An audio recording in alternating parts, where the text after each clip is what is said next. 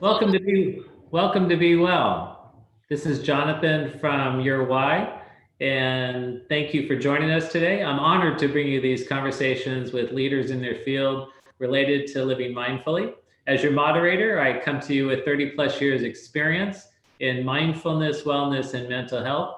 And for today, this is a phenomenal opportunity to be mindful of this present moment. Our guest is going to facilitate an experience for us. And if we can be present in that moment, the benefits can be tremendous. So I encourage you to use the chat function throughout our session so I can help respond to any comments and questions and bring that to our guests so we can get your needs met as well. Today's topic is hypnosis, accessing the power of the subconscious. So I'm very excited about this topic. Our guest is Christina Higgins. Christina is the founder, director of International Clinical Hypnotherapy. She is a clinical hypnotherapist, also an NLP practitioner, and I'll let her explain that to you in a moment. She is based here in San Diego, but in the COVID era that we're in, she can serve and has served people all over the world. Christina originally pursued a career in education and in psychology. Extensive travel throughout the world, experiencing various cultures, and that propelled her to search for other methods for us to be able to reach our human potential. Christina, thank you for joining us today. Yes, thank you for having me. It's a pleasure. Pleasure to have you as well. And I want to start with, so how did you get to hypnosis? You've traveled all over, you looked at different methods of how we can reach our human potential. How did you land on tapping the subconscious and using hypnosis? Well, the short story was I was in Japan one day, and I actually was living in Japan for about 9 years.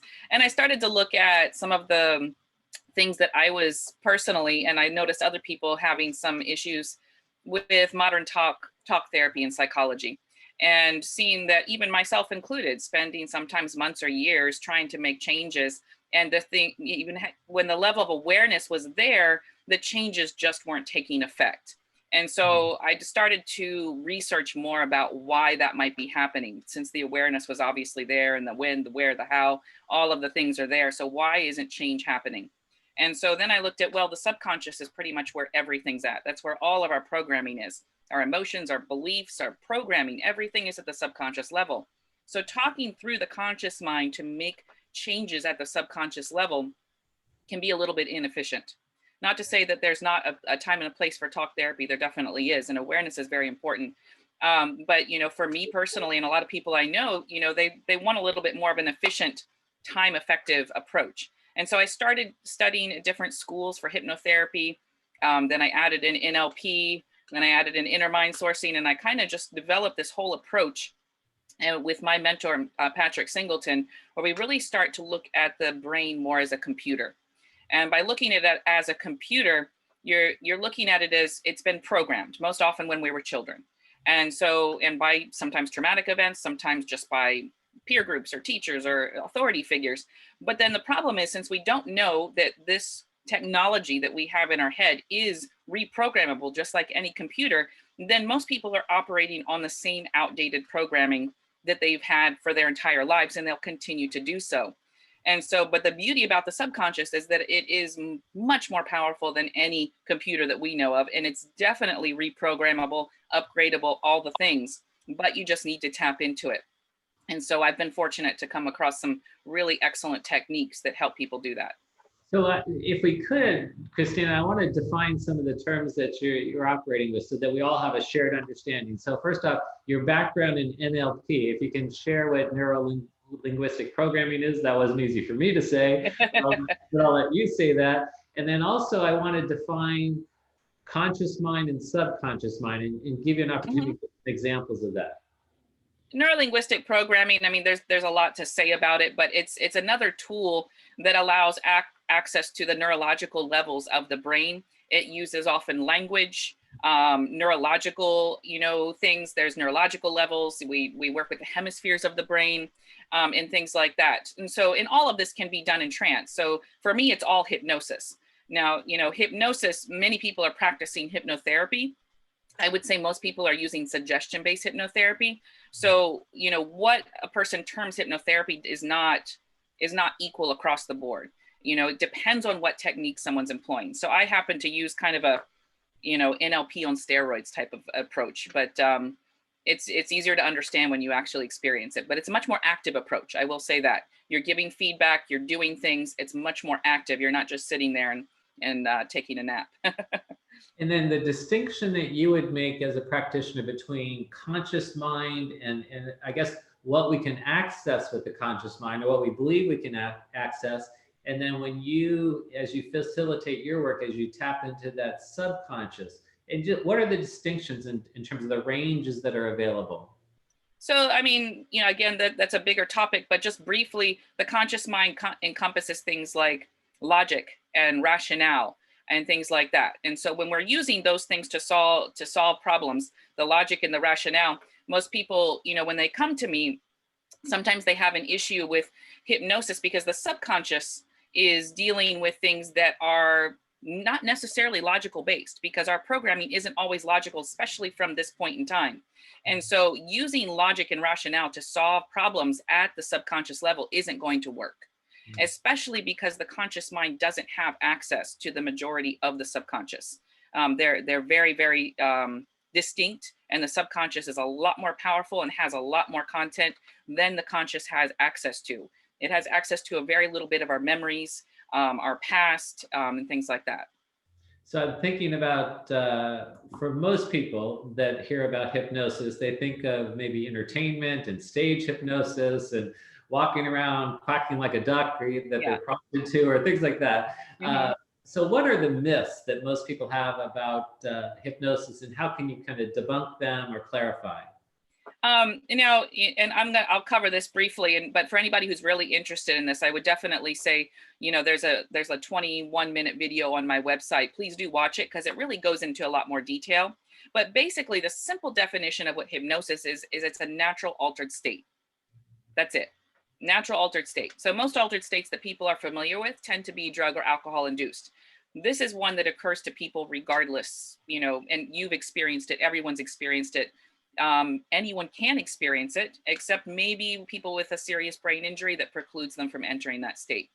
Other than that, you're maybe even experiencing it on a daily basis. It's something as simple as maybe you drive the same route home every day, and you get home and you're like, oh my gosh, I don't even remember that drive at all. I just kind of zoned out, right? Well, that's hypnosis, okay? And so we just induce that kind of relaxed zone out state so that we have easier access to the subconscious. We don't have to do a knockout.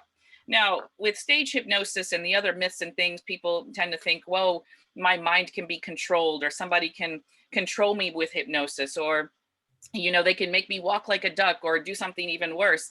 The thing is with what I do and what we're doing is that you have to have a full willingness and desire to actually make the change. It's not going to happen if you don't. So even those people that get up on the stage and are acting like ducks, or whatever you want to say, at some level, they have to have that desire that it's okay, don't really care. Most often they're already altered their state with alcohol.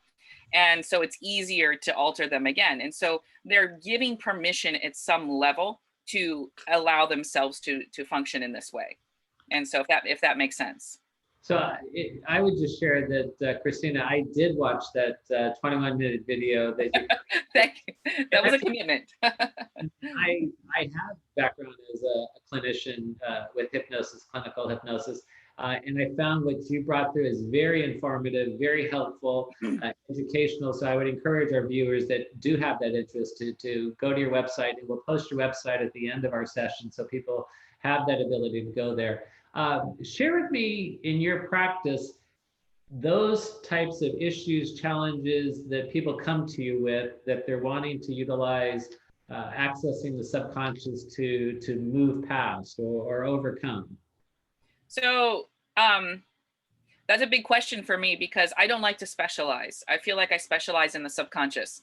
I think I would get bored if I just did smoking or weight loss, which is what most people think of when they think of hypnosis, which is great. And I do that as well, and we have great success. But pretty much anything that you can think of is applicable with working with the subconscious. So, again, this is more applicable to the average functioning person, not someone that has more serious let's say, psychological issues that affects their neurological, functioning, because then the state's going to be altered a little differently. But for the average functioning person, it's pretty much anything. It could be something that you do well that you want to do better. So I work with professional athletes and musicians. It could be a goal that you want to achieve with business. It could be something that you want to improve, like motivation or procrastination, bad habits, nail biting and hair pulling, and all of those things. Fears and phobias, it's probably a very, very common one. And I have excellent success with that in a very short amount of time, to be honest. Anxiety, that's probably that, and fears and phobias are probably the number one thing that people are coming to right now. I think because of the times that we're living in. So stress and anxiety, medical issues, the mind's controlled by the body. And so it works great in a junction with your medical professional. Addictions, that includes smoking, drug addictions. And again, all of these things come with the disclaimer that you have to have the full willingness and desire to make the change. If that's not there, the full power of your subconscious, which is capable of doing these changes, and all of the great techniques I have in my personal experience, aren't going to do anything. So if you have the full willingness and desire, change is definitely possible. And that's why I love what I do, because I see so much life-changing work in such a short amount of time. One of the things I appreciated in speaking with you earlier and just getting a sense of your methodology is that you enlist from the get-go the client as a co-therapist. You recognize that you're not going to do anything to them. You need them to be complicit, a partner to participate, to have the success.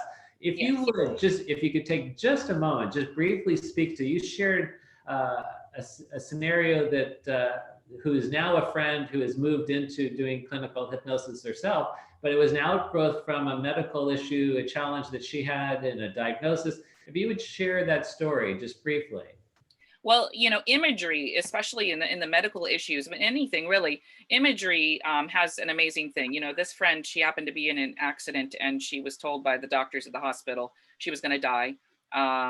Serious brain injury. Her eye was out of the socket, and they said you should go home and rest. And when you have clear fluid flowing from your nose, that's cranial fluid, and you'll know death is imminent, but be comfortable at home.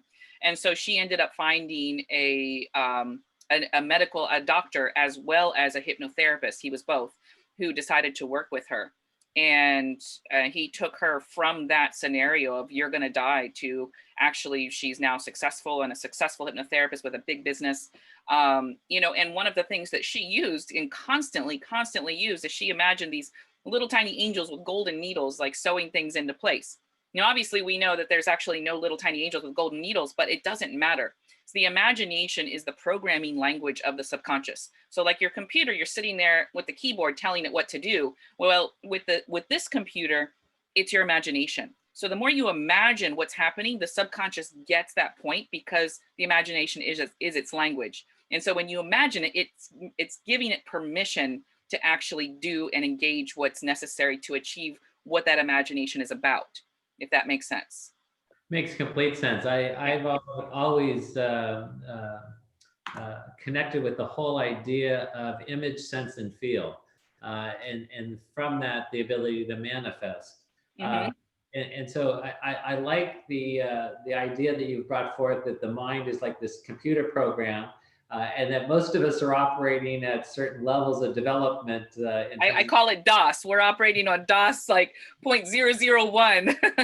Yeah, although we're much farther along, but exactly. Maybe not in our operating system. Exactly. That's the point. But we can upgrade it, just like any technology. So how do you go about your process, your methodology? Especially, I just want to say, in this era where we're physically distancing, and as you acknowledged, you're working with people all over the world at this point. So it doesn't matter in terms of where you are. So how do you go about your virtual practice at this point? Yes, well, I mean, with this type of work, there's really no difference at all with the effects of being virtual, which means Zoom like we're doing now, or by phone, or in person, because since it's hypnosis, your eyes are closed during the process anyways. And so it's a very internal process. You're not going to be looking at me. And so it's more important that the person's in a comfortable place. That's the most important thing. And, you know, if there's sound, they usually just put on earphones. But I often find all of my sessions for myself are remote because my mentor happens to be in another state. And so, you know, but I've had clients that, you know, I've never met, and they're, you know, in different places in the world. I had one client in Iowa, and we worked with her, and this isn't all for all people, but we worked with her with bulimia and alcoholism, and in 4 sessions she cleared both. You can see some of those reviews on the website. I mean, on Yelp, actually. On Yelp, there'll be a lot more reviews. But, you know, it doesn't really matter is the point. You know, not everybody may see those amazing results in 4 sessions. So I don't want to put that out there. Everyone is different. But at the same time, you can have the same results, you know, online as you can in the office.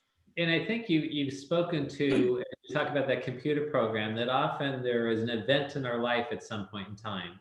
And then from that event, it creates a certain belief or thought process. And then that creates emotions that lead to behaviors. And then Yes. that's Then the where results. that's where we stay. When Yeah. that situation comes up, this is what we do, this is what we believe about it.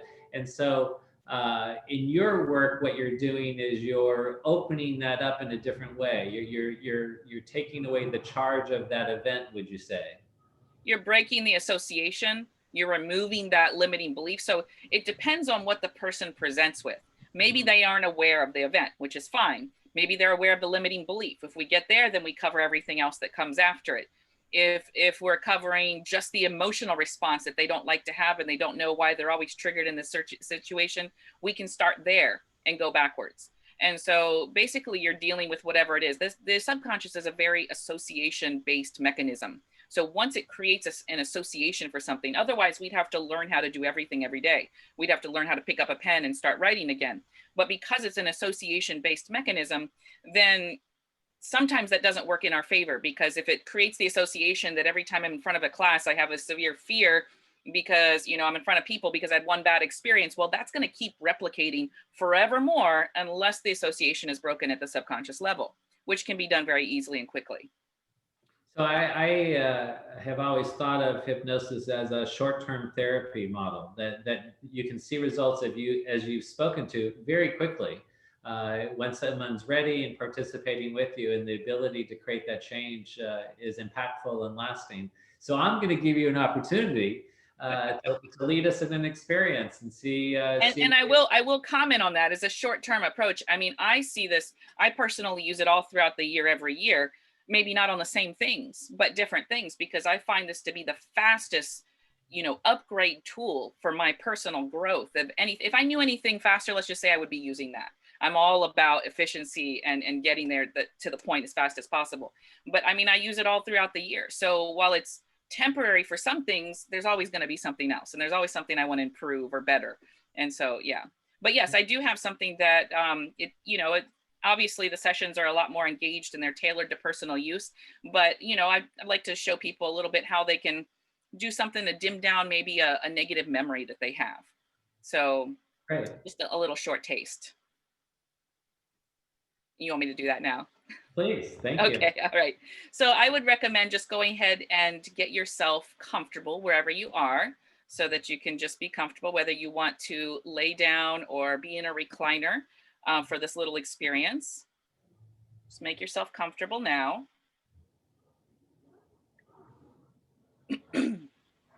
Okay. Now I want you to open your mouth. Take in a long, slow, deep breath. And on the exhale, just close your eyes down. That's right.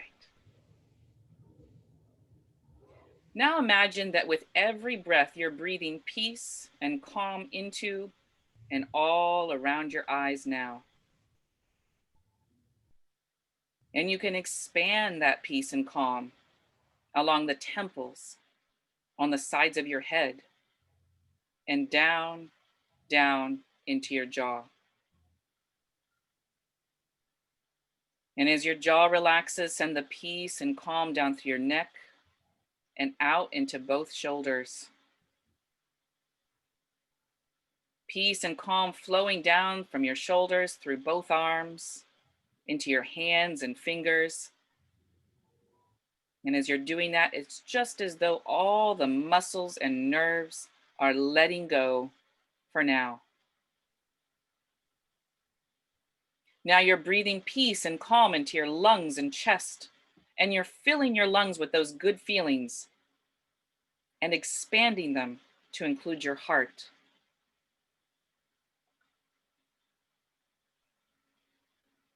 And as soon as your heart feels peace and calm, it sends those feelings to the rest of the body so that you begin to feel peace and calm in your belly and lower back, expanding through your hips and all the way down through both legs and out through your feet and toes. So now your whole body is peaceful and calm, and every part of you is included in that experience.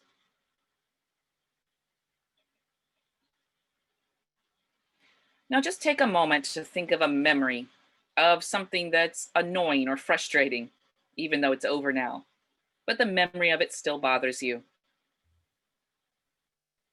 Just get that memory in your mind just for a moment.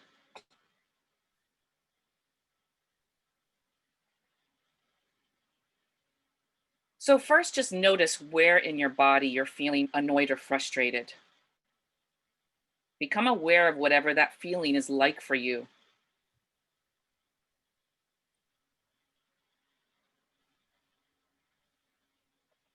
Okay, so now that we know how the memory feels, we're going to do something to make it feel better. I want you to focus on what shows up in your mind when you think about this memory or event. Notice whether the memory shows up in your mind as an image or a slideshow or a movie clip of what happened.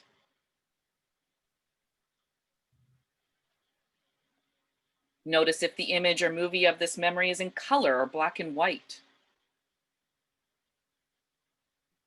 Then notice if you're inside the memory of what happened, like it's happening all around you, or if it's more like you're watching a movie of yourself having that experience.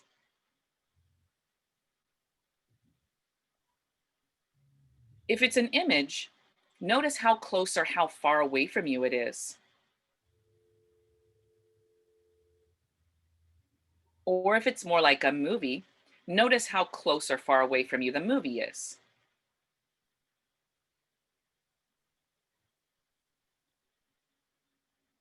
Whether it's an image or a movie, just move it out and away from you and notice how much better that feels. Or if the memory is like a movie that you're inside of, try stepping out of it and notice how much better that feels.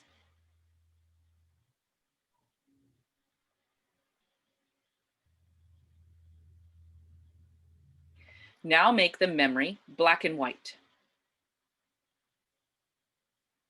and dim down the brightness of it. That's right.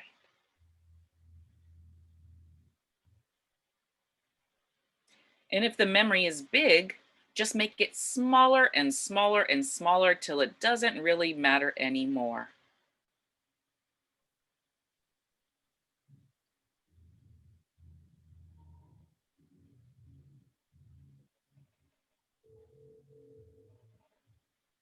All right. Now take a moment to notice if there are any sounds in that memory. And they could be voices or music in the background or any other sounds that might be there.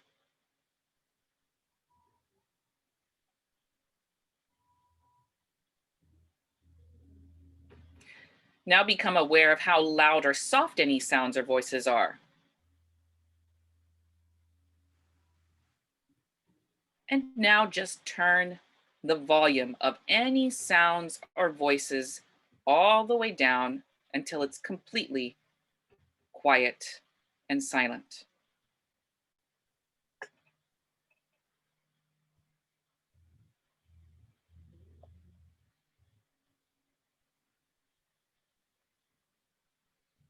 Now try adding cartoon music or even circus music or some other kind of music in the background and notice if that makes it better for you.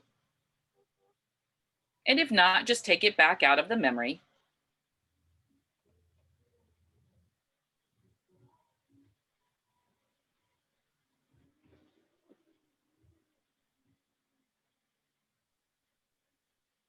Now, if you still have any unpleasant feelings, just turn down the intensity of whatever you're feeling, just like turning down the volume on a cell phone. That's right. Turn those feelings all the way down, just like on the volume on a cell phone. And slow down the speed of any feelings as much as you want to.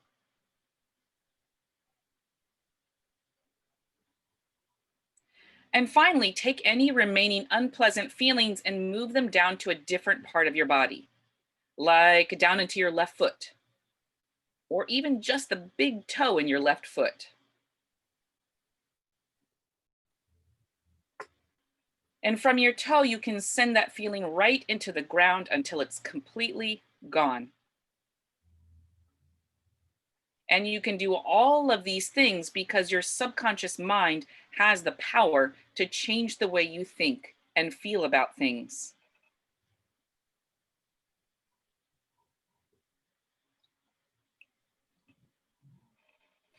Now I'm going to count from 1 up to 5 and bring you all the way back to your full conscious awareness so you can enjoy the full benefits of that experience.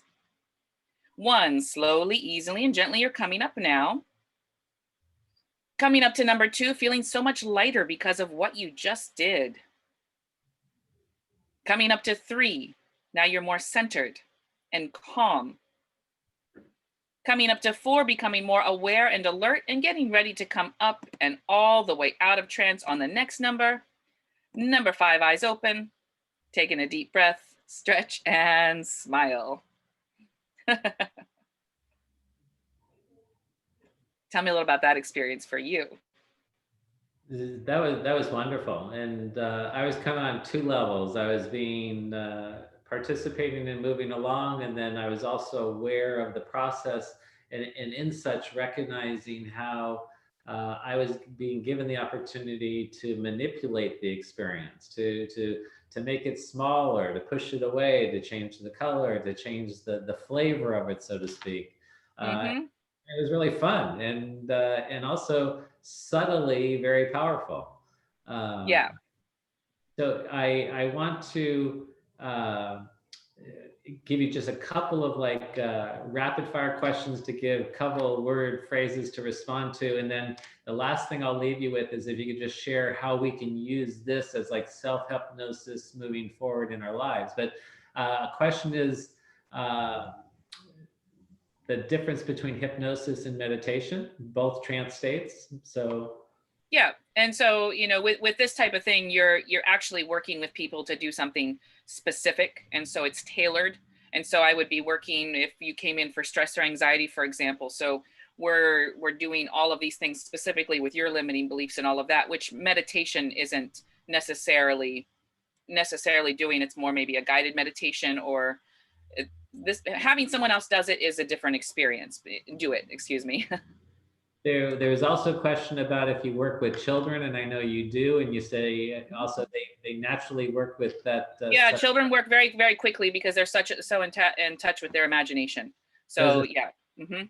Does a stimulant like caffeine helps facilitate or stimulate the process?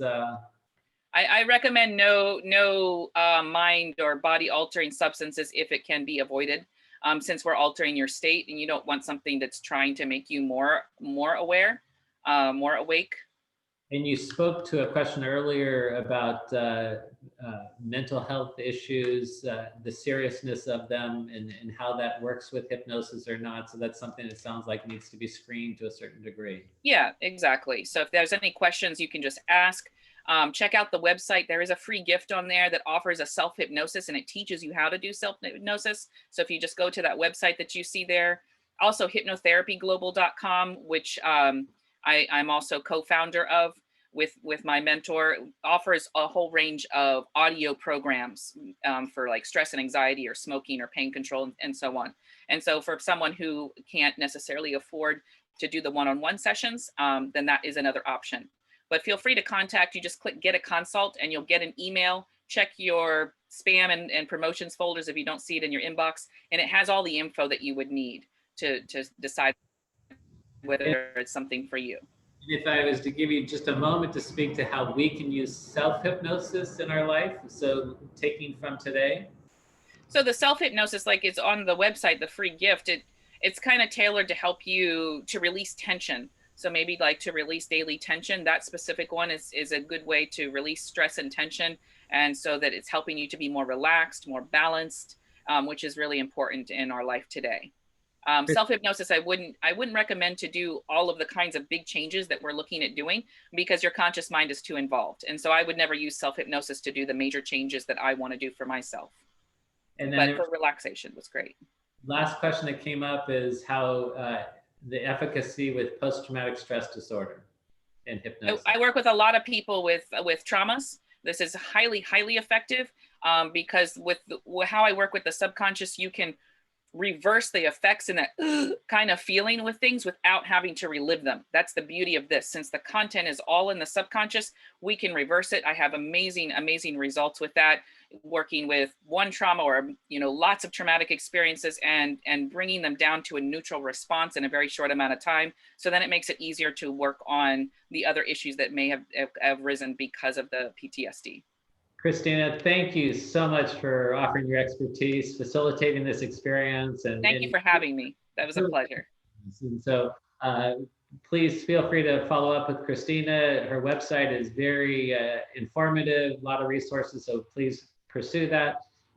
Thank you, Christina, and to everyone else, thank you for being with us. Until our next time we gather together, please be well. Thank you very much, Jonathan. Bye. Okay, bye-bye.